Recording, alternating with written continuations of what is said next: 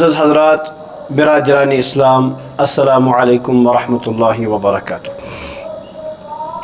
آج ربیع الاول 1447 ہجری کی 5ویں تاریخ ہے، جمعہ کا دن ہے۔ اللہ تبارک و تعالیٰ کا لاکھ لاکھ شکر ہے، اس رب الکائنات نے ہمیں یہاں مل بیٹھ کر دین کی بات سننے سنانے کی توفیق عطا فرمائے۔ اللہ تبارک و تعالی ہم سب کو کہنے سننے سے زیادہ کہنے والے کو بھی سننے والوں کو بھی بلکہ پوری انسانیت کو بھی اللہ تبارک و تعالی جو کچھ سنیں گے جو کچھ کہیں گے اس پر عمل کرنے کی توفیق عطا فرمائے۔ آج چونکہ ربیع الاول کا مہینہ چل رہا ہے اور ربیع الاول کا مہینہ ایسا مہینہ ہے جس مہینے میں رسول اللہ صلی اللہ علیہ وسلم کا وصال بھی ہوا ہے اور ولادت بھی ہوئی ہے۔ اب سیدھی سی بات ہے، ولادت چاہے ربیع الاول ہو اس کے نام سے ہو، ولادت کے نام سے ہو یا وفات کے نام سے ہو یا سیرت کے نام سے ہو، سیرت ہو یا ربیع الاول کے مہینے میں ولادت کی چیز ہو یا وفات کی چیز، یہ ساری چیزیں جس کسی چیز سے بھی ہم اس کو موسوم کر لیں گے تو یہ ساری چیزیں منانے کی نہیں ہیں بلکہ اپنانے کی ہے۔ سیرت منانے کی چیز نہیں ہے بلکہ اپنانے کی چیز ہے۔ سیرت جھنڈیاں لگانے سے اور دو چار نعرے پورے سال میں لگانے سے سیرت کا حق ادا نہیں ہوتا ہے۔ قرآن کریم میں اللہ تبارک و تعالی نے فرمایا ہے، ما آتاکم الرسول فخذوہ وما نہاکم عنہ فانتہوا، جو کچھ تمہیں میرا رسول حضرت محمد عربی صلی اللہ علیہ وسلم دیں گے اس کو لیا کرو، اور جس چیز سے وہ منع کریں گے اس کو چھوڑا کرو۔ یہی دین ہے۔ دین نام ہی ہے جو کچھ رسول اللہ صلی اللہ علیہ وسلم لے کر آئے ہیں، اسی کو ایمان بھی کہتے ہیں، دین بھی کہتے ہیں۔ اگر ہم ان چیزوں کو چھوڑ کر ایسی چیزوں پر عمل کرنے کی کوشش کریں گے جو نبی علیہ السلام اور صحابہ سے ثابت نہ ہو، قرآن پاک سے ثابت نہ ہو، تو وہ دین نہیں ہو سکتا ہے۔ رسول اللہ صلی اللہ علیہ وسلم نے واضح طور پر فرمایا، علیکم بسنتی و سنت الخلفاء الراشدین المہدیین، تم میری سنت اور میرے خلفاء راشدین کی سنتوں کو مضبوطی سے پکڑے رہو۔ میں نے عرض کیا کہ سیرت چیز منانے کی نہیں ہے، حلوے اور مانجے کھانے کی نہیں ہے، بلکہ سیرت اپنانے کی چیز ہے۔ سیرت کا واقعہ سن کر ہمارے اندر جس چیز کے ساتھ وہ واقعہ منسلک ہو، جس چیز کے ریلیٹو وہ واقعہ ہو، اس چیز کے بارے میں ہمیں عمل کرنے کا ایک جذبہ پیدا ہونا چاہیے۔ مثال کے طور پر نبی علیہ السلام کی پوری حیات طیبہ سیرت کی کتابوں میں واضح طور پر لکھی ہوئی ہے، صحابہ نے بیان کی ہے، چاہے وہ نبی علیہ السلام کی گھر والی زندگی، خانگی زندگی ہو، یا نبی علیہ السلام کی معاشرتی زندگی جو باہر والے لوگوں کے ساتھ، صحابہ کے ساتھ، اپنوں کے ساتھ، غیروں کے ساتھ، دوستوں کے ساتھ، دشمنوں کے ساتھ، جو کچھ بھی ہے، الف سے لے کر یا تک پوری کی پوری زندگی ثبت کی ہوئی ہے۔ صحابہ نے اس کو اپنے عمل سے واضح طور پر دکھا بھی دیا ہے۔ یہ ساری چیزیں لکھی ہوئی ہیں، واضح طور پر ہے۔ اگر سیرت کا کوئی بھی واقعہ، مثلا گھر والیوں کے ساتھ، اپنے بچوں کے ساتھ، اپنی بیویوں کے ساتھ کس طریقے سے کیا سلوک تھا حضرت رسول عربی صلی اللہ علیہ وسلم کا، تو ایک امتی جب اس واقعے کو سنے گا وہ اس نیت سے سننا چاہیے کہ بھائی میں سیرت کو اپناؤں گا۔ جو میں نے یہ واقعہ نبی علیہ السلام کا پڑھا، نبی علیہ السلام کا سنا، نبی علیہ السلام کے بارے میں اس طرح کا کوئی سیرت کا واقعہ سنا، میں اس پر عمل کرنے کی کوشش کروں گا۔ اس کو کہتے ہیں میلاد منانا، اس کو کہتے ہیں سیرت منانا۔ میں کہہ رہا ہوں، پھر سے میں کہوں گا کہ سیرت چیز منانے کی نہیں ہے، अपनाने की चीज है। जब आपने सीरत को अपनाया, इसका मतलब आपसे बढ़कर कोई आशिक रसूल हो ही नहीं सकता है। रसूलुल्लाह सल्लल्लाहु अलैहि वसल्लम का लेन देन के मामले में क्या सलूक था, सीरत तय्यबा से हमें पता चलता है। हम उसको पढ़ने की कोशिश करेंगे। सीरत में छोटी सी छोटी चीज और बड़ी सी बड़ी चीज, दरमियानी चीज, जो कुछ है नबी अलैहिस्सलाम की है, एक एक चीज, एक एक सीरत का वाकया सीरत की किताबों में लिखा हुआ है। नबी अलैहिस्सलाम की हयात तय्यबा का कोई भी गोशा मुअर्रिखीन ने, सीरत निगारों ने छोड़ा नहीं है जो कि उन्होंने सबूत न किया हो। मैं कह रहा हूं, अगर आप मुझे कोई वाकया बताएंगे या किसी मुफ्ती साहब को या किसी आलिम साहब को कोई वाकया बताएंगे कि मुझे इस वाकये के बारे में रहबरी चाहिए कि नबी अलैहिस्सलाम का इसके बारे में क्या दस्तूर था, क्या राह अमल है, यह मुमकिन है कि वो मुफ्ती साहब कहेंगे कि भाई मुझे इसके बारे में मालूमात नहीं है, लेकिन यह नामुमकिन है कि नबी अलैहिस्सलाम ने उस गोशे के मुतालिक कोई ना कोई उसूल बताया हो। यानी यह नामुमकिन है कि नबी अलैहिस्सलाम ने ना बताया हो, यानी यकीनन बताया है। मैं अपने मौजू को मुख्तसर समेटने की कोशिश करूंगा, 2-3 वाकयात आपके सामने पेश करूंगा ताकि आपको समझ आ जाएगी कि छोटी सी छोटी चीज और बड़ी सी बड़ी चीज के बारे में हमें हर एक चीज में नबी अलैहिस्सलाम का तरीका अपनाना है। एक सहाबी को रसूलुल्लाह सल्लल्लाहु अलैहि वसल्लम ने कुछ कलिमात सिखाए। क्या? रज़ीतु बिल्लाहि रब्बन व बिल इस्लाम दीनन व बि मुहम्मदिन नबिय्या। ठीक है, रज़ीतु बिल्लाहि रब्बन व बिल इस्लाम दीनन व बि मुहम्मदिन नबिय्या। हम इसके साथ रसूला भी पढ़ते हैं, हालांकि ये कोई बड़ी बात नहीं है। रसूलुल्लाह सल्लल्लाहु अलैहि वसल्लम नबी भी है और रसूल भी है। रसूल उसको कहते हैं जिसको बाज़ाब्ता नई शरीयत मिली हो, नबी उसको कहते हैं जो पहली वाली शरीयत को फॉलो कर रहा हो। तो नबी अलैहिस्सलाम को बाज़ाब्ता एक कानून और ज़ाब्ते अमल और किताब मिली है, लिहाजा नबी अलैहिस्सलाम सय्यदुर रसूल है। रसूल क्या? सय्यदुर रसूल है, रसूल भी है। लेकिन नबी अलैहिस्सलाम ने इस सहाबी को जो कलिमात सिखाए, कलिमात में फरमाया रज़ीतु बिल्लाहि रब्बन व बिल इस्लाम दीनन व बि मुहम्मदिन नबिय्या। रसूला का लफ्ज नहीं फरमाया। चलिए आई गई बात। एक हफ्ते के बाद नबी अलैहिस्सलाम ने उस सहाबी को फिर से फरमाया, जरा वो मुझे बता, पिछले हफ्ते मैंने आपको वो कलिमात सिखाए थे, वो पढ़ो मेरे सामने। उन्होंने पढ़ा रज़ीतु बिल्लाहि रब्बन व बिल इस्लाम दीनन व बि मुहम्मदिन नबिय्या व रसूला। नबी अलैहिस्सलाम ने मना किया, फरमाया नहीं, मैंने आपको नबी तक सिखाया है, रसूला तक।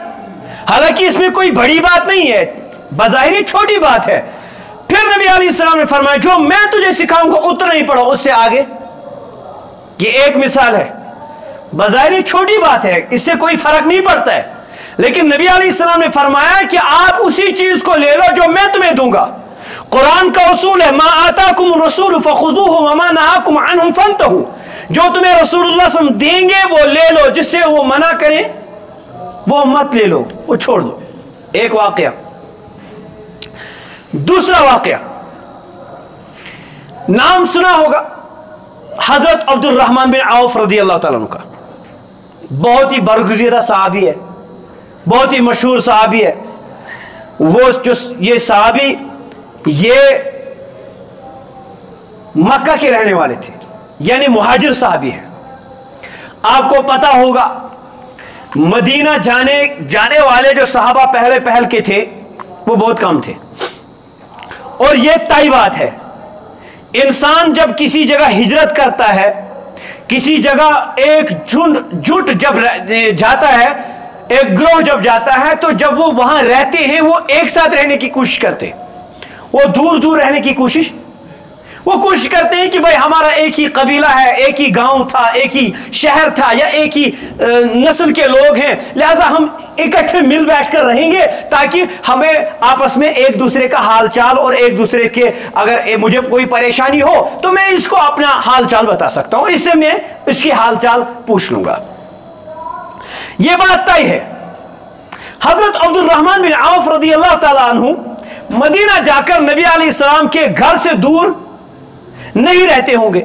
اس زمانے میں مدینہ یہ مدینہ نہیں تھا کہ اتنا بڑا شہر بن گیا, اتنی بڑی بلڈنگیں بن گئی اور اتنی گھنی بلڈنگیں بن گئی. دور دور کچھ مکانات تھے, مہاجرین تھے, صحابہ انصار تھے. عبد الرحمن بن عوف رضی اللہ تعالیٰ عنہ کو نماز کے لیے نبی علیہ السلام کے پیچھے آگے, ان کو زرق برق کپڑے پہن کرتے, یعنی بڑے اچھے کچھ خاص لباس پہنا ہوا تھا. نبی علیہ السلام نے حضرت عبد الرحمن بن عوف سے فرمایا, کیا بات ہے آج نئے کپڑے پہنے, کچھ خاص ہے کیا؟ جیسے دوست سے کہتا ہے. حضرت عبد الرحمن بن عوف رضی اللہ تعالیٰ عنہ واپس جواب دیتے ہیں, عرض کرتے ہیں یا رسول اللہ صلی اللہ علیہ وسلم میری شادی ہوئی ہے. کس کو؟ رسول اللہ صلی اللہ علیہ وسلم کو کیا فرماتے؟ عرض کرتے میری شادی ہوئی ہے, نئی نویلی دلہن لائی ہے, اس لیے میں نے. حضرت عبد الرحمن بن عوف کی شادی ہوئی ہے لیکن نبی کو پتا نہیں ہے. اب ذرا سنیے, یہاں نبی علیہ السلام نے آگے ایک لفظ بھی نہیں فرمایا, گلا نہیں کیا. عبد الرحمن مجھے خبر کرتے چلو کھانا چھوڑ دو, کم از کم میں دعا ہی کرتا. جیسے ہم کہتے اے مہدی مجھے دعوت ہی دیتے, میں تھوڑی دعا ہی کر لیتا وہاں پہ. بھائی میری دعا زیادہ بہتر ہے نبی علیہ السلام کی. سیدھی سی بات ہے, میں کس کھیت کی مولی ہوں. تو نبی علیہ السلام یہاں پر ذرا مسئلہ سنیے, مہاجر ہے, قریشی ہے, ہو سکتا حضرت عبد الرحمن بن عوف کا سلسلہ نسب نبی علیہ السلام کے ساتھ مل بھی رہا ہو, یعنی رشتہ داری بھی ہو سکتی ہے. لیکن نبی علیہ السلام کو یعنی انہوں نے یہ مزاج بنایا ہے کہ میں مجھے شادی کرنی ہے, اس کے لیے بھی نبی علیہ السلام کو زحمت نہیں دینا چاہتا. ان کے اور بھی بہت سارے کام ہیں. اب ہمارا مسئلہ سنیے, میں اگر شادی کروں گا, مجھے اگر ہمت نہیں ہوگی, مجھے اگر طاقت نہیں ہوگی, میں پہلے یہ ذہن میں رکھوں گا مجھے اس کو دعوت دینی ہے, چاہے مجھے طاقت ہو یا نہ ہو. میں ذہن میں رکھوں گا لوگ کہیں گے ارے یار یہ دیکھو کیسی شادی کر لی. میں ذہن میں رکھوں گا ارے یار پتہ نہیں کس لڑکے کو یہ لڑکی دے دی, یا کس لڑکی کون سی لڑکی اپنے گھر لائی ہے, اور بھائی یہ جماعت کے ساتھ نکلا ہے, بھائی یہ ملا بن چکا ہے, بھائی یہ بن چکا ہے, بھائی یہ بن چکا ہے.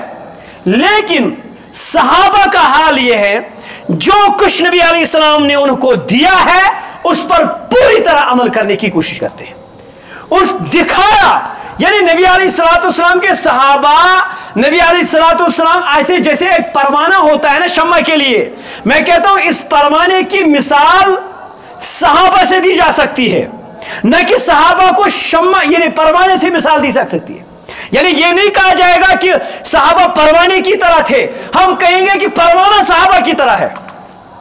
جیسے صحابہ تھے نبی علیہ السلام پر ایک ایک چیز نشاور کرنے کے لیے ہر وقت تیار ہوتے تھے, اس طرح آج کا پروانہ ہوتا ہے, ہر زمانے کا پروانہ ہوتا ہے. مگر عبد الرحمن بن عوف رضی اللہ عنہ کی شادی ہو رہی ہے, نبی علیہ السلام کو پتہ بھی نہیں ہے.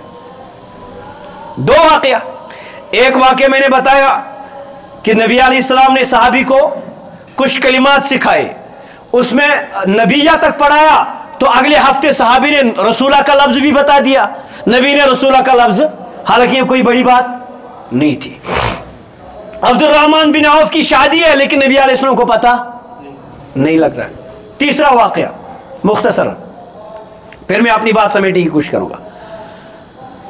ایک بہت ہی مایہ ناز صحابی, بہت ہی کامیاب حکمران, بہت ہی جس کے بارے میں نبی علیہ السلام نے فرمایا احلم, سب سے زیادہ حلیم بردبار حکمران شخص, جن کا نام ہے حضرت امیر معاویہ رضی اللہ عنہ.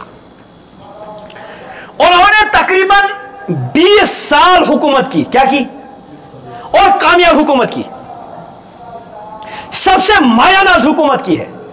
حضرت عثمان رضی اللہ عنہ کے دور میں ان کے بھائی یزید ابن ابو سفیان شام کے گورنر تھے. ان کی وفات کے بعد حضرت امیر معاویہ کو شام کا گورنر بنایا گیا. حضرت عمر فاروق رضی اللہ عنہ کے زمانے میں بھی وہی تھے, عثمان بن عفان رضی اللہ عنہ کے زمانے میں. اس کے بعد حضرت علی رضی اللہ عنہ کے ساتھ کچھ 2-4 سال کا بیچ میں فاصلہ ہو گیا. پھر اس کے بعد حضرت حسن کے ساتھ صلح ہو گئی, اور حضرت حسن نے حضرت امیر معاویہ کے ہاتھ پر بیعت کر کے دکھا دیا کہ یہ ہمارا چچا ہے اور یہ حق پر ہے. 20 سال کامیاب حکومت کی. نبی نے ان کے بارے میں فرمایا حلیم ہے، یعنی میری امت کے سب سے زیادہ حلیم اور بردبار سیلف کنٹرول رہے ہیں وہ حضرت امیر معاویہ ہے. ان کا معاہدہ تھا رومیوں کے ساتھ. کن کے ساتھ؟ رومیوں کے ساتھ. اس مہینے میں آخری تاریخ پر یہ معاہدہ ختم ہونے والا تھا. سپوز حضرت امیر معاویہ نے ایک جنگی چال چلائی. وہ جنگی چال کیا تھی؟ انہوں نے فوج کو حکم دیا کہ آپ اپنی فوجیں روم کی سرحد پر پہنچا دو. لیکن ابھی صلح ختم ہونے میں ابھی ٹائم ہے. حضرت امیر معاویہ نے جنگی چال چلائی، اپنی لاجک چلائی، اور اپنی فوج اس وقت جو سپر پاور مانی جاتی تھی رومن امپائر، اس کی سرحد تک اپنی فوج بڑھائی. ابھی وہ ٹائم ختم ہونے جا رہا تھا. ان کا ارادہ تھا جو ہی ختم ہوئے گا ہماری فوج سرحد پر ہوگی، فوراً حملہ کرے گی تو ہمارا حملہ کامیاب ہوگا. یہ ایک سیاسی چال تھی. حضرت امیر معاویہ رضی اللہ عنہ گامزن ہے اپنے سفر پہ. دور سے دیکھا دھول اڑ رہی ہے.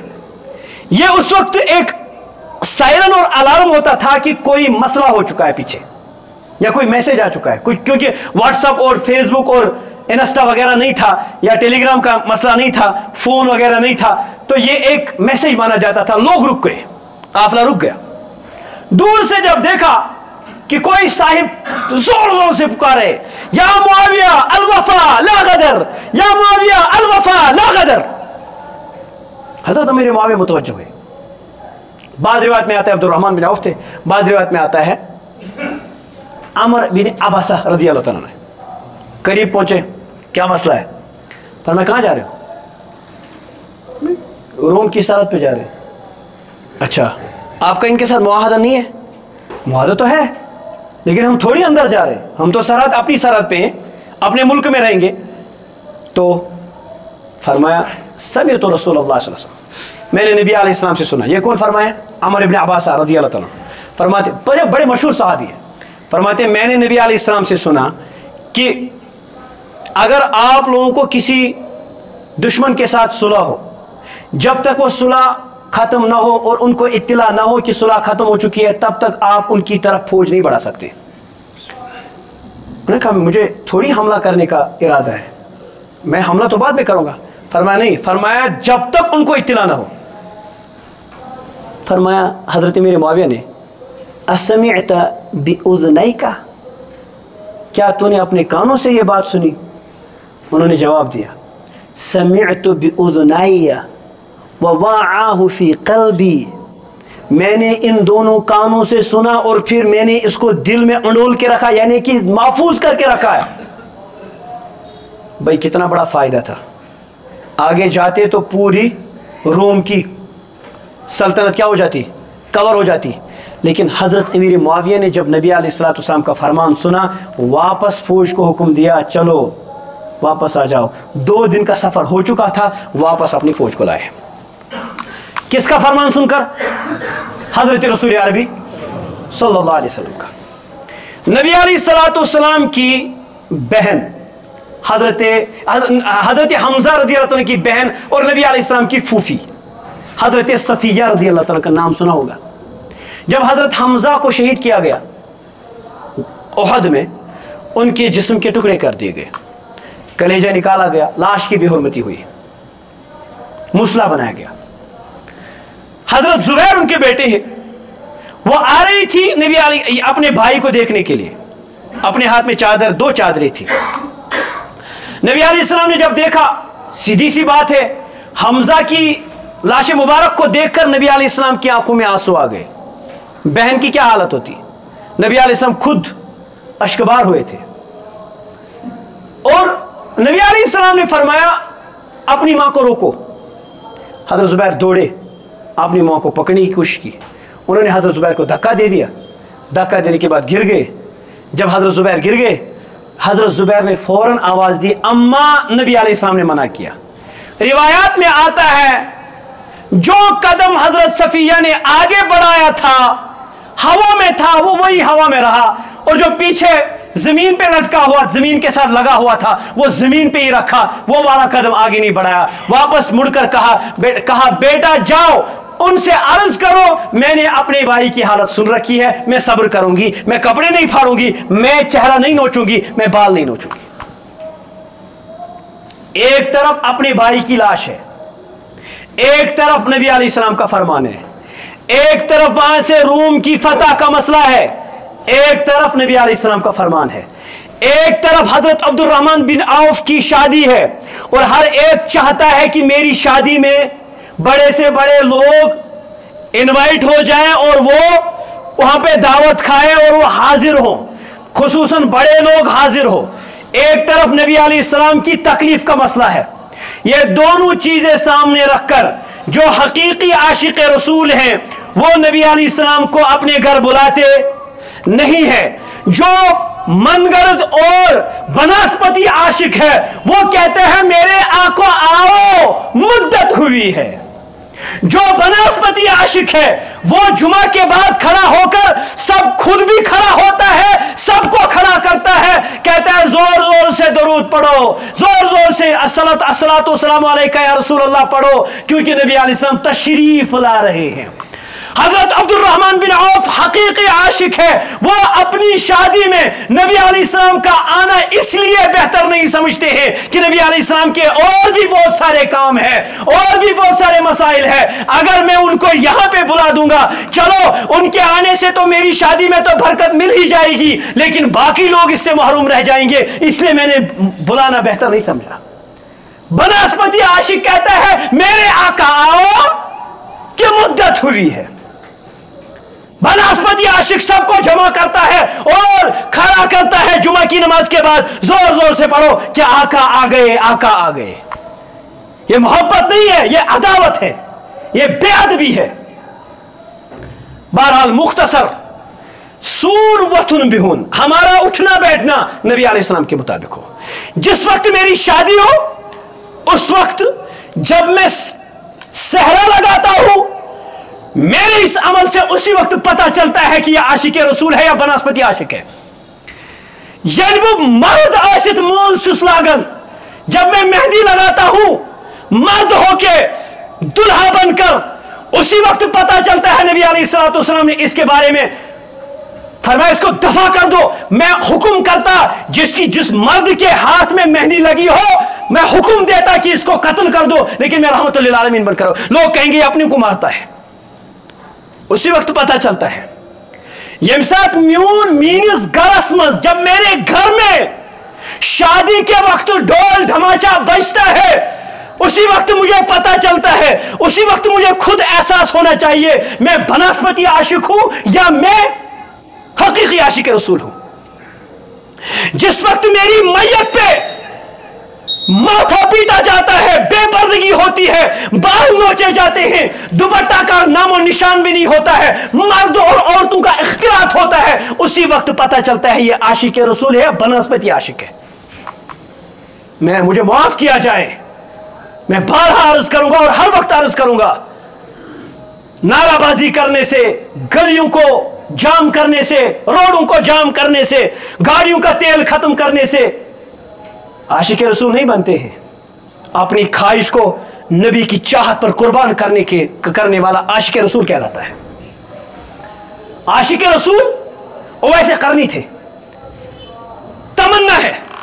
आज अगर मुझे एक इमाम साहब को जो नमाज पढ़ाने वाला है, बाहर मस्जिद में एंटर होने से पहले कोई साहिब मिलेगा और वो वहां वेट कर रहा होगा मेरा, मौलवी साहब आएंगे, मैं इसको ख्वाब बताऊंगा।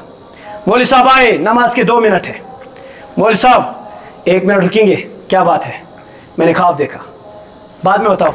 नहीं, ख्वाब कुछ खास है। क्या देखा? मैंने नबी अलैहिस्सलाम को ख्वाब में देखा सल्लल्लाहु अलैहि वसल्लम। तो ये इमाम साहब कहेगा नमाज को 5 मिनट लेट करने दो, मुझे पहले अपना ख्वाब सुनाओ, मुझे पहले अपना ख्वाब सुनाओ। क्या ख्याल है? वैसे करनी की जिंदगी में नबी अलैहिस्सलाम हयात है, हर एक की चाहत है मैं दीदार रसूल सल्लल्लाहु अलैहि वसल्लम अपनी आंखों से करूं, चाहत भी थी खुद की, लेकिन नबी ने मना किया, ओवैस तेरे घर में तेरी माँ बूढ़ी है, औरत है, और उसकी कोई खिदमत करने वाला नहीं है, लिहाजा तू घर ही में रहे। हजरत ओवैस करनी घर में रहे। फिर ये तमन्ना रही, नबी अलैहिस्सलाम तो चले गए इस दुनिया में। सुना है कि नबी अलैहिस्सलाम के उहद में 2 दंदानी मुबारक शहीद हो गए। एक एक को करके सारे दांतों को तोड़ दिया। ये समझा कि पता नहीं यही दांत होगा या वही दांत होगा। ये बर्दाश्त नहीं किया कि जो दांत नबी अलैहिस्सलाम के दहाने मुबारक में नहीं था वो मैं अपने मुंह में बर्दाश्त नहीं करता हूं। पुष्टवानन के मैं नहीं कहता हूं कि आप ऐसा करो, मगर ये एक अलामत होती है इश्क की अलामत होती है। अल्लाह ताला हमें समझ अता फरमाए, अल्लाह ताला हमें हकीकी सोच अता फरमाए, अल्लाह ताला हमें हकीकी आशिक रसूल बनाए। अल्लाह तबारक तआला हमें सुनने कहने से ज़्यादा अमल करने की तौफीक अता फरमाए। व आखिर